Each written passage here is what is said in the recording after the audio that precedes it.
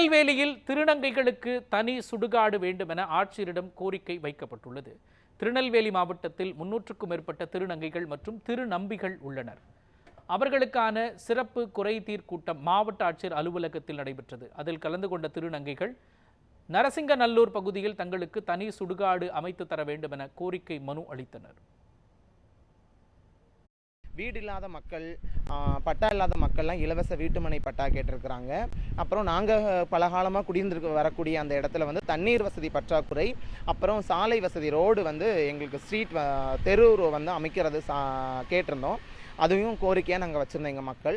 அதுவும் போக படிக்கிற திருநங்கைகள் மேலும் படிக்கிறதுக்கு, இளம் திருநங்கைகளான படிக்கிறதுக்கு அவங்களுக்கு, அப்புறம் எங்களுக்கு சுயதொழில் பண்ணுறதுக்கான நாங்கள் வந்து சுய உதவி குழுவில் வந்து லோன் அப்ளை பண்ணுறதுக்கான விஷயங்களெல்லாம் நாங்கள் கேட்டிருந்தோம் இன்றைக்கி.